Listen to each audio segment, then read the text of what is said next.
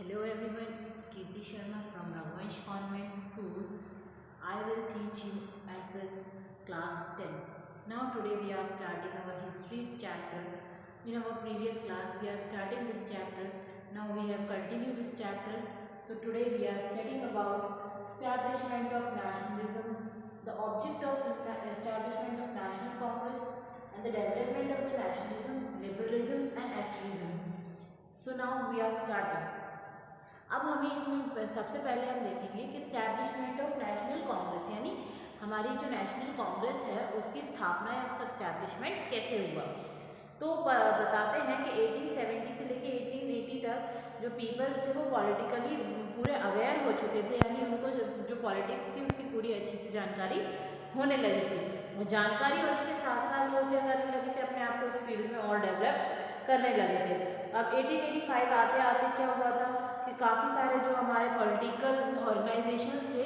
वो इस्टेब्लिश होते जा रहे थे और बढ़ते जा रहे थे, और जिस तरीके से वो डेवलप कर रहे थे और बढ़ते जा रहे थे उनके कारण क्या हो रहा था, काफ़ी सारे और भी जो ग्रुप्स थे, ऑर्गेनाइजेशंस थे, वो सभी बढ़ते जा रहे थे। और इन सबको बढ़ावा देने उस टाइम एक नई कमेटी बनी थी जिसको नेशनल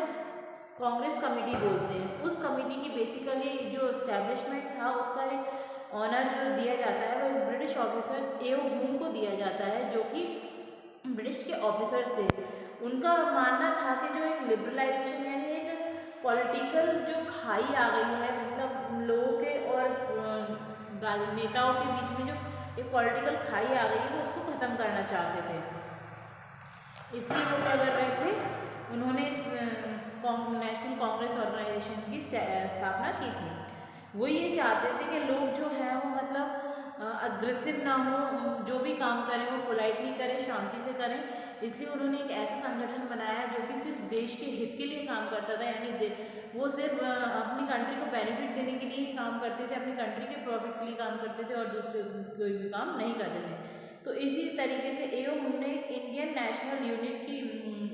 स्टैब्लिशमेंट किया या उसको एक नई ऑर्गेनाइजेशन स्टैब्लिश की। ये उन्होंने क्या किया कि लॉर्ड वाइसराय लॉर्ड डफिन की हेल्प से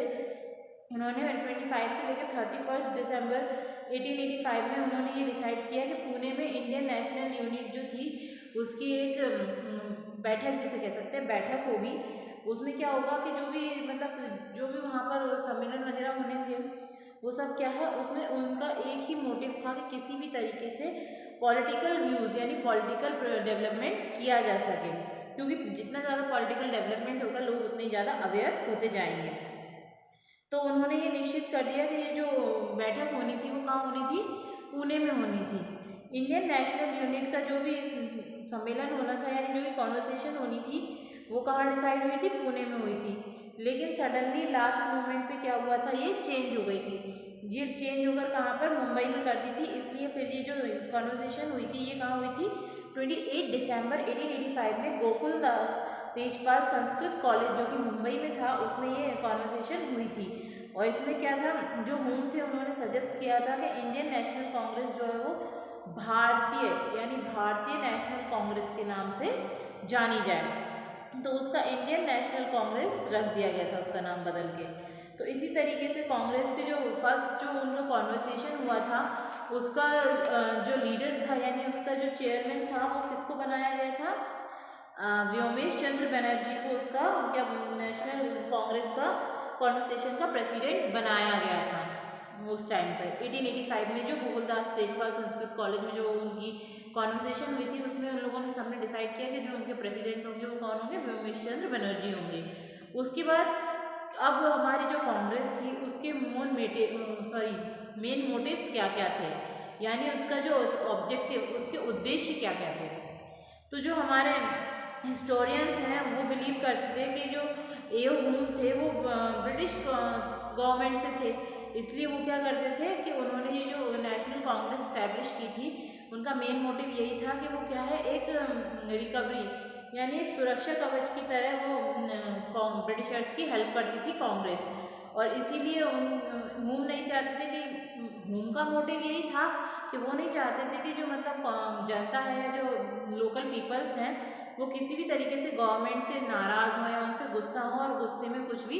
गलत यानी अग्रेसिव काम करें, जैसे हिंसा वाला काम करें। वो ये चाहते थे कि जनता जो है वो हिंसा की जो वे है यानी किसी भी तरीके से अग्रेसिव मूवमेंट्स वगैरह जो होते थे उनको छोड़कर शांति से यानी पीसफुली जो भी उन्हें करना है वो कर सकते हैं। वो मतलब उनका जो मेन मोटिव था कि अग्रेसिव, उससे मतलब था कि जो लोग प्रोटेस्ट करते थे और अपील्स करते थे, मेमोरेंडम्स करते थे, तो इस तरह की चीज़ें वो ना करें और इजीली मतलब पीसफुली वो अपनी जो भी डिमांड्स हैं वो गवर्नमेंट से पूरी करवा सकते हैं, लेकिन वो अग्रेसिव होके नहीं करवा पाएंगे।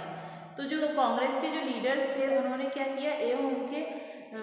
उनके इंस्ट्रक्शंस को फॉलो करते हुए उसी टाइम जो ब्रिटिश कांग्रेस थी, ब्रिटिश गवर्नमेंट जो थी उनको मतलब उनसे संघर्ष करना चालू कर दिया, उनसे कहीं ना कहीं लड़ना चालू कर दिया और अपनी पोजीशन को ओपनली वो कर दिया कि हम किसी भी तरीके से ब्रिटिश को सपोर्ट नहीं कर रहे हैं, हम सिर्फ एक कॉमन प्लेटफॉर्म तैयार कर रहे हैं जिससे हम लोगों की जो प्रॉब्लम्स हैं वो दूसरों तक पहुंचा सकें, हमारे जो लीडर्स हैं उन तक उनकी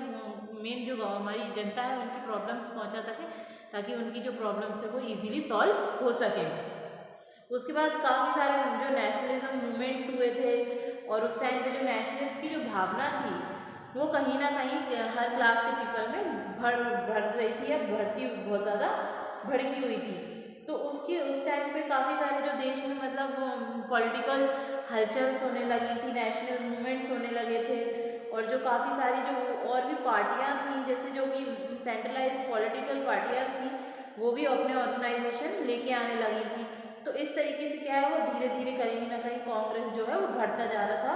और वो अपने आप को एक अभिव्यक्ति यानी सभी का एक लीडर के रूप में लेके आगे बढ़ रहा था। अब इसमें कुछ उसके ऑब्जेक्टिव्स बताए गए हैं कि किस तरीके से कांग्रेस जो उसकी फर्स्ट कॉन्वर्सेशन हुई थी उसमें प्रेसिडेंट जो थे रमेश चंद्र बनर्जी, उनने उसके कुछ ऑब्जेक्टिव्स बनाए थे यानी कुछ उद्देश्य बनाए थे, उनको सभी लोग फॉलो करते थे। पहला था to promote friendship and mutual intimacy among people who work instrumentally for the country, यानी हर उस व्यक्ति से जो देश के हित के लिए काम करता है, हर उस व्यक्ति के साथ क्या है फ्रेंडशिप रखनी है, उसको मैत्रीपूर्ण उसके साथ व्यवहार करना है जिससे वो लोग दोनों मिलकर एज अ यूनिटी काम कर सकें। फिर है to eradicate the different of caste, religions and region and remove the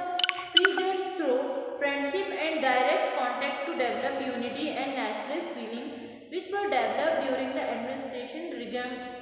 of the Lord Ripon। यानी उनका मानना ये था कि किसी भी तरीके से हम सभी जो देशवासी हैं वो जात पात ऊंच नीच भेदभाव की सारी भावनाओं को छोड़कर सिर्फ क्या देखें कि हमें हमारी जो कंट्री है उसके लिए क्या करना है, डेवलप करना है उसे और उसको आगे ले जाना है। तो सभी लोगों के साथ मिलके और अच्छे से यानी राष्ट्रीय नेशनल जो यूनिटी है उसको बना के चलें और जब तक हमारे अंदर नेशनल यूनिटी नहीं होगी तब तक हम कोई भी काम आगे नहीं कर पाएंगे। इसलिए उस टाइम जो लॉर्ड रिपन थे, जो उनका उस टाइम पे एडमिनिस्ट्रेशन था, उनका दौर था, इसलिए वो लोग सब क्या चाहते थे कि हम सभी जो इंडियंस हैं वो यूनिटी में काम करें ताकि किसी को भी कोई हार्म ना हो। थर्ड है टू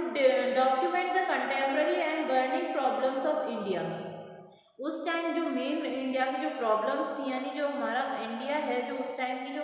बहुत गंभीर समस्याओं से जूझ रहा था, उन समस्याओं में सबसे मेन थी कि जो एजुकेटेड पीपल्स थे यानी उनके साथ जो लोग ब्रिटिशर्स क्या करते थे कि जो हमारे एजुकेटेड और अच्छे लोग थे उनके साथ कोई भी डील डिस्कशन या डिटेल्स नहीं देते थे। तो हमारा उस टाइम पे एक मोटिव यही था कि जो भी ब्रिटिश गवर्नमेंट होगी उसको सबसे पहले यही बताना है कि हम इंडियंस को भी अपनी कंट्री के लिए कोई ना कोई फैसला लेना या फैसले में राय लेना हमारी ज़रूरी होता है,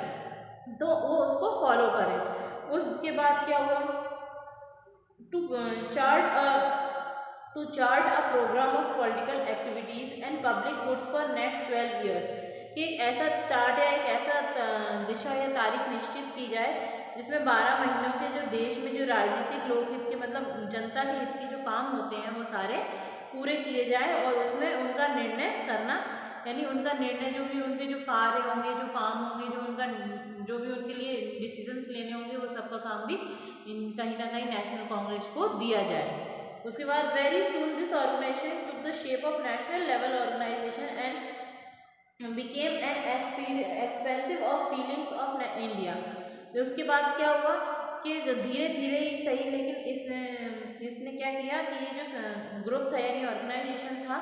इसमें काफ़ी सारी नेशनलिस्ट की भावनाएं थी, इसलिए इसने नेशनल लेवल पर अपना काम करना चालू कर दिया था, यानी राष्ट्र के हित में अपना काम करना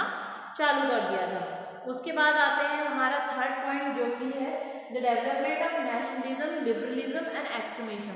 मतलब जो हमारे उदारवादी और जो उग्रवादी विचारधाराएं थी उनके बारे में, उन लोगों के बारे में बताना है कि वो किस तरीके उदारवादी और उदार राष्ट्रवादी जो भावनाएं थी उनको सामने लाए थे। Following the establishment of National Congress, representative for all the caste followers of every religion and class participate in its first conversation after Lokmanya Tilak joined in this institution came closer to the mass, and Mahatma Gandhi's influence gave it national level prosperity. क्या हुआ कि जो हमारी राष्ट्रीय जो आंदोलन वगैरह हो रहे थे, उन आंदोलनों के कारण क्या होता जा रहा था, उन आंदोलनों में जो हमारे मोस्टली मतलब 1885 जो हमारे जो मतलब नेशनल लिबरलिज्म जो थे उनके नाम से जाने जाने लगे। जैसे कि जो हमारे जैसे भारत के जो हमारे इंडिया की जो नेशनल कांग्रेस थी, उसकी जो बागडोर थी यानी उसकी जो भी पावर थी वो किसके हाथ में थी, सारे उदारवादी जो लीडर्स थे उनके हाथ में थी। इसी तरीके से जो लीडर्स थे जैसे दादा भाई नौरोजी हैं, सुरेंद्र चंद्र बनर्जी हैं, फिरोज शाह हैं, तो ये सब लोग भी क्या थे उस टाइम पे काम करते रहते थे। और उसमें सबसे मेन जो थे वो कौन थे, महात्मा गांधी, लोकमान्य तिलक, ये लोग क्या थे इसमें नेशनल लेवल पर अपना प्रेजेंटेशन या अपने काम देते थे। इसी तरीके से जो नेशनल डेवलपमेंट थी वो डिफरेंट स्टेज पर आगे बढ़ने लगी थी, और टाइम टाइम पर क्या है उसमें काफ़ी ज़्यादा और भी जो पॉलिटिकल चेंजेस होने थे वो सब होते रहते थे। और जो थिंकर्स यानी जो उस टाइम कांग्रेस के जो लोग थे उनकी जो सोच होती थी उसके हिसाब से सारे सेटलमेंट होते थे, और लोगों को किस चीज़ की ज़रूरत है उसके बेस पर ही सारी तैयारी वो लोग करते थे। अब आते हैं हमारे लिबरलिज्म और लिबरल नेशनलिस्ट थिंकिंग, यानी जो हमारे जो उदारवादी नेता थे उनके बारे में बात की गई है इसमें। तो जो हमारी नेशनल कांग्रेस थी उसकी जो स्टैब्लिशमेंट हुई थी यानी 1885 से लेकर 1905 तक, वो क्या एक लिबरल पीरियड यानी उदारवादी युग कहलाता था। इसीलिए जो वहाँ के जो नेशनल कांग्रेस के जो लीडर्स थे उनकी पूरी बागडोर जो थी वो उदारवादी यानी लिबरल लोगों के हाथ में थी, जो कि जैसे अभी मैंने बताया था आपको कि दादा भाई नौरोजी, सुरेंद्र बनर्जी, फिरोज शाह मेहता, गोपाल कृष्ण गोखले, तो इस तरह के जो लोग थे वो मेनली इसको क्या है as a guidance, as a leader काम कर रहे थे इसमें। और ये नेता जो थे यानी जो लीडर्स थे उनका लिबरलिज्म पॉलिटिक्स पर इतना विश्वास था कि वो हर एक उद्देश्य को क्रम बाई क्रम यानी सीरियल वाइज क्या करते थे, सारे तरीकों से सभी लोगों को बताते थे कि नहीं आपको ऐसा नहीं ऐसा करना है तब ऐसा होगा, यानी हर चीज़ को वो स्टेप बाय स्टेप फॉलो करते थे। उसके बाद जो मतलब मॉडरेट्स पर जो लिबरमेट था उनका इतने ज़्यादा बिलीफ थे कि वो ये चाहते थे कि किसी भी तरीके से जैसे जो प्रार्थना पत्र थे, स्मृति पत्र वगैरह थे, उनको मंडल तक पहुंचाया जाए ताकि उनके जो लक्ष्य हैं यानी जो उनकी गोल्स थे उनको वो लोग हासिल कर सकें। जो हमारे लिबरल लोग थे उन्होंने क्या किया, इंग्लैंड की जो जनता थी उसको हमारे राजनीतिक जो संगठन थे यानी जो हमारा पॉलिटिकल जो प्रभाव पड़ रहा था लोगों पर, उसके लिए क्या करने लगे कि अलग अलग प्रतिनिधि मंडल बनाने लगे या वहाँ पर उनको भेजने लगे। इंग्लैंड की जनता को अब इंडियंस से जो थी वो सब प्रॉब्लम आने लगी कि किस तरीके से इंग्लैंड में जो इंडियंस नाम का एक उस टाइम पे क्या था, इंग्लैंड में एक इंडियन एसोसिएशन नाम से एक पेपर भी चलता था, न्यूज़पेपर चलता था। उसके कारण क्या होता था कि हर साल जो भी इंडियंस की जो डिमांड होती थी उसमें पेपर में एज अ न्यूज़ आती थी। और इसका जो तर्क था यानी वो लोग अपनी जो भी उनकी डिमांड्स और मांगे थी उनको समझाने का प्रयास करते थे लोगों को, ताकि वो भी उनको पूरा इंडियंस को हक मिले कि वो अपनी कंट्री में इजीली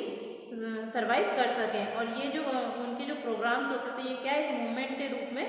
सामने आने लगे, और अब लोगों को यानी इंग्लैंड के लोगों को डर लगने लगा कि ये आंदोलन का अराजकता फैला, यानी कहीं ना कहीं अब ये लोग फिर से कोई ना कोई मूवमेंट या कोई ना कोई आंदोलन करने लगेंगे। तो जो शुरुआत में क्या हुआ था कि जो ब्रिटिश थे उन लोगों ने इस चीज़ के लिए सिंपैथी गेन की, यानी भारतीय कांग्रेस के प्रति सहानुभूति दिखाई कि नहीं हाँ हम लोग आपके साथ हैं। लेकिन फिर क्या हुआ, जो हमारे जो गवर्नमेंट के जो एम्प्लॉयज़ थे यानी ऑफिसर्स थे, उन लोगों ने ये चीज़ कांग्रेस की तरफ से जो कांग्रेस के अधिवेशन वगैरह होने लगे थे, यानी जो कॉन्वर्सेशन वगैरह होने लगी थी, उनको ग्रेजुअली लेके उनमें कुछ ना कुछ चेंज करने का भी डिक्लेयर कर दिया था कि ऐसा नहीं है कि हम सारे आपके अपने अकॉर्डिंग करेंगे, कुछ आपके अकॉर्डिंग भी रखेंगे, लेकिन हमें भी क्या है कि जो अल्पसंख्यक लोग थे उस टाइम पे, माइनॉरिटी थी उस टाइम ब्रिटिश के लिए, उसको भी हमें देखना होगा। और उनकी जो एक विरोधी घोषणा थी, यानी ब्रिटिश के जो हित थे यानी उनके जो प्रॉफिट्स होते थे उसको भी ख़त्म करने का काम उनने किया था। यानी उनका ये कहना था कि एक class of Congress member did not approve the policy of moderates, यानी किसी भी तरीके से जो कांग्रेस के जो लोग हैं उनको जो उदारवादी जो नीतियाँ थी वो पसंद नहीं आ रही थी। उनका मानना था कि जो मतलब लिबरल जो पॉलिटिकल व्यूज़ हैं वो भिक्षावृत्ति है, यानी जैसे हम अपना जो उन्हें दिखा रहे हैं कि हम नहीं, हम लिबरल उदारवादी हैं, हमें तो ऐसा लग रहा था कहीं ना कहीं हम उनसे भीख मांग रहे हैं। तो वो ये कह रहे थे कि नहीं हम भीख नहीं मांगेंगे, ये हमारा जो है राइट है, हम किसी भी तरीके से इसको लेके रहेंगे। तो इसी तरीके से धीरे धीरे जो उदारवादी लोग थे उन्होंने क्या करना चालू कर दिया कि जो ब्रिटिश गवर्नमेंट थी यानी ब्रिटिश गवर्नमेंट को तोड़ने लगे, धीरे धीरे करके उनको अलग करने का काम करने लगे थे। तो ये काम हमारे किसके थ्रू किए गए थे, सारे जो लिबरल या जो लिबरलिज्म थे उनके थ्रू ये सारे काम किए गए थे। फिर इसमें एक छोटी सी बात लिखी है, in the initial period of establishment of Congress there was no demand for freedom, only a few states were asking for Indians. The term self-rule was introduced by Tilak in the last dedication of 19th century. कि जो कांग्रेस की जो प्रारंभ काल में यानी उनके जो बेसिक स्टैब्लिशमेंट था, जब उनकी शुरुआती हुई थी उस टाइम पर कि जो मांग थी वो मांग कुछ और नहीं थी, केवल मांग क्या थी कि किसी भी तरीके से जो हमारे भारतीय हैं उनकी रियायतें,